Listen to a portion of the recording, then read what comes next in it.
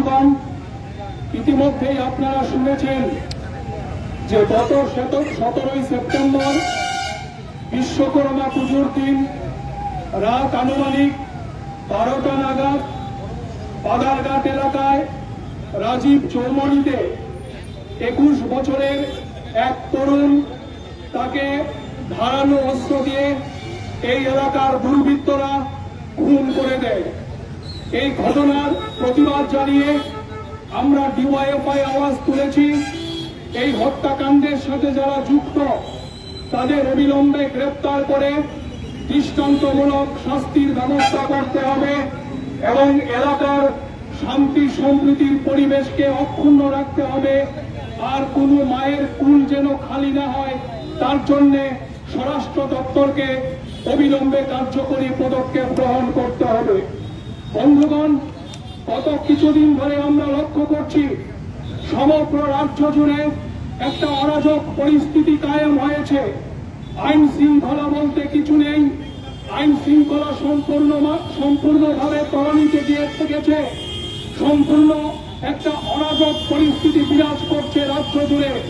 আমাদের রাজ্যের মধ্যে গত 2018 সালের বিধানসভা নির্বাচনের সময় বিজেপি সরকারের প্রতিশ্রুতি ছিল তারা যদি সরকারে আসে তাহলে আমাদের রাজ্যে নাকি সুশাসন কায়েম হবে।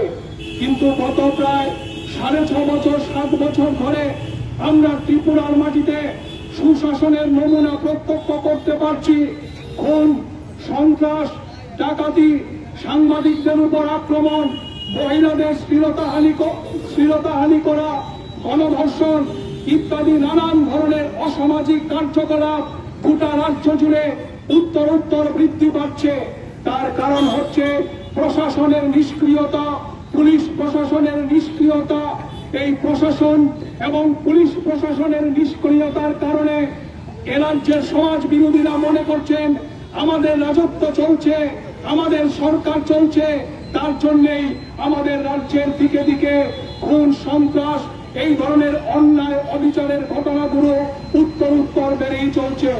আজকে শুভঙ্কর সাহার হত্যার প্রতিবাদ আমরা করছি, কিন্তু গত এক সপ্তাহের মধ্যে রাজ্যের বিভিন্ন প্রান্তে এই ধরনের গণপিটুনিতে আরো বেশ কিছু তরুণ তারা মৃত্যুর কোলে ঢলে পড়েছেন।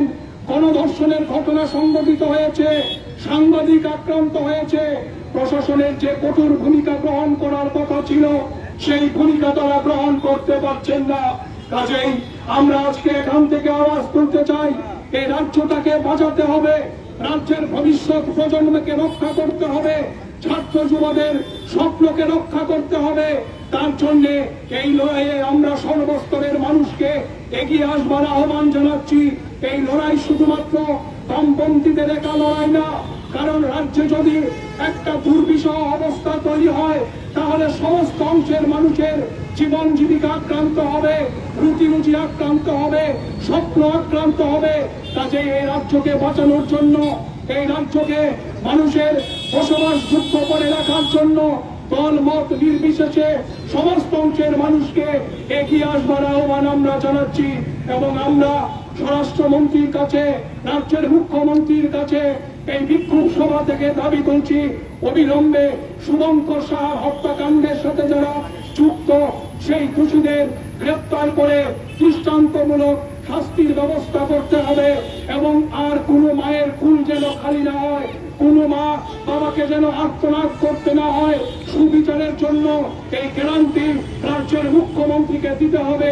এই আহ্বান জানিয়ে সর্বস্তরের মানুষকে আগামী দিনে আরো বৃহত্তর লড়াইয়ে সামিল হওয়ার আবেদন জানিয়ে আমরা আজকে এই প্রতিবাদ মিছিলে, এই বিক্ষোভ সভায় সামিল হয়েছি।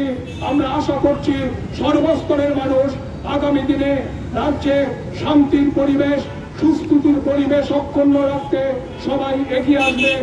এই আহ্বান জানিয়ে আমার আলোচনা এখানে শেষ করছি। ইনকিলাব জিন্দাবাদ, ডিওয়াইএফআই লং লিভ।